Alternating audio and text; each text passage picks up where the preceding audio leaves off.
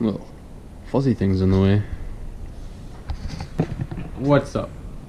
Ranger's in the garage, and it's summertime because I'm gonna start the 5-liter swap.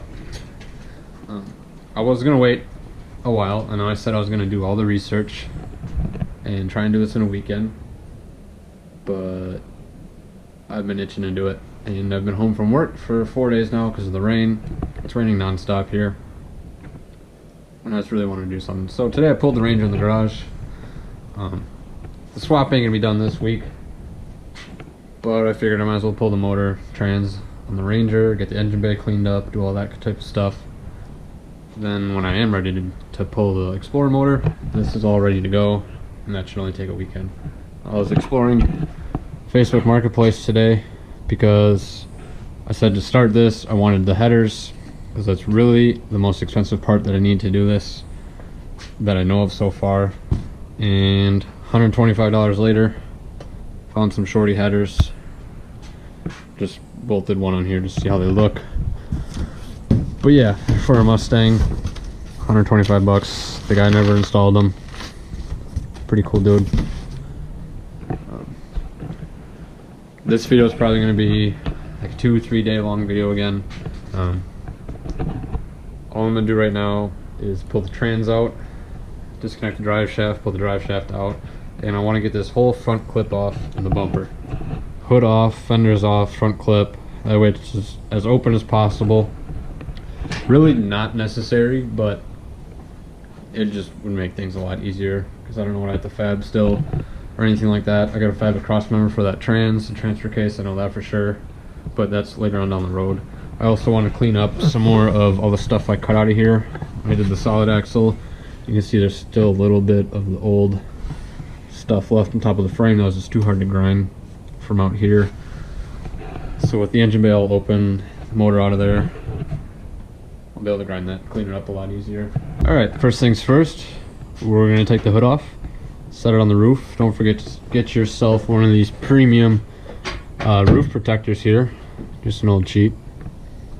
Keep the power dome looking nice, keep the roof looking nice. Drive shafts out. Got one of the skid plates off from under the transfer case. Last time I did a clutch on this truck, I stripped out all the bolts on that, so I put new bolts in while I bought really cheap ones, and those just stripped out, so we had to break out the angle grinder, cut those off. Now, another thing was last time I did this, it really sucked to get the trans through this exhaust here. Since I don't need it, I'm just going to cut it as far up as I can. That way that's completely out of the way, and it'll make pulling this trans out super easy. Now all I gotta do is unbolt this after I cut the exhaust there. These bolts here, this center section of this cross member will come right out, and then we'll be ready to unbolt the bell housing from the motor.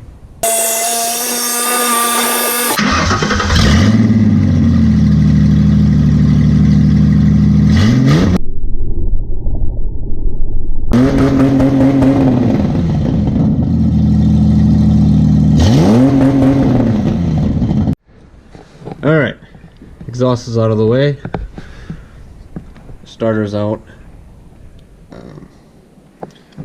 The slave cylinder line here, I couldn't remember how I did it the last time, so I went on YouTube, tried looking at a bunch of other videos, and everyone had different styles, or they had like hour-long videos trying to explain how this comes out. It's really simple. There's this plastic ring right here that moves around it. All you gotta do is, with two hands, grab this line, push it in, take the screwdriver, and get it in here in front of this plastic ring. Kind of turn your screwdriver so you're pushing that ring in towards the trans, and then pop this line out. Bell housing bolts are out. Got the performance block out. Grab the best performance 6x6 you got, throw it underneath here, and we're gonna pull this out real quick. I almost forgot, before you pull the trans out, it's a good idea to undo all of this so you're not pulling your cup holders through the floor. So in my case, this will screw right off.